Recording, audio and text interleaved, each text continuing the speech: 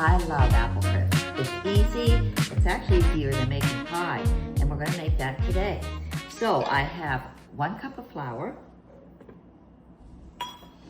1 cup of brown sugar,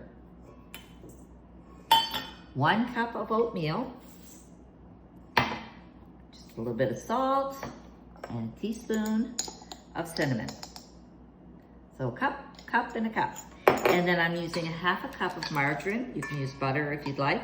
And I'm going to break this up into this, just like when we make our biscuits, the soda bread, our pies. It all works the same way, where you put small cold chunks of butter in and then blend it so that it's small little pieces mixed in with all the other ingredients. So I'll be back and show you what that looks like when I'm done. This is what it looks like. It's very crumbly. Now I use my hands, but you can use your knives or a pastry cutter as well. But I prefer this. It just feels good to do it. So I'm gonna clean my hands and then we'll put it together. So I am making 2 small apple crisps instead of 1 large one, which you could do in a casserole dish about this size. So I usually like to layer a bit on the bottom and then put my apples in. So these are frozen apples from in the fall when we went apple picking, and I usually cut them up and freeze them, and then I'll have them for pies or crisps or applesauce for later on. So I've got about, maybe 3 cups in each one.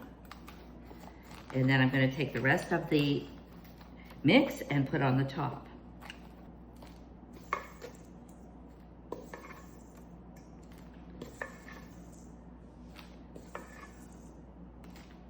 This is great. You can freeze these and pull them out.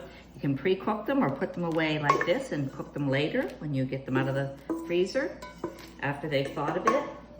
Now, I'm just gonna press this down.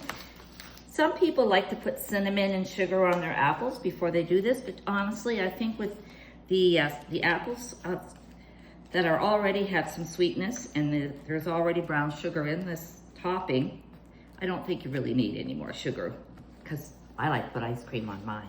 So there it is. I have my oven at 350, and I'm going to bake these until they're brown. And it's called fork tender.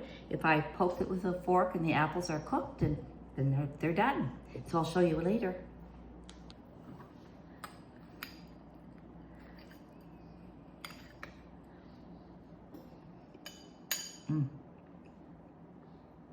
It's really great. The top is crispy, the apples are soft, and they're warm, and the ice cream is cold.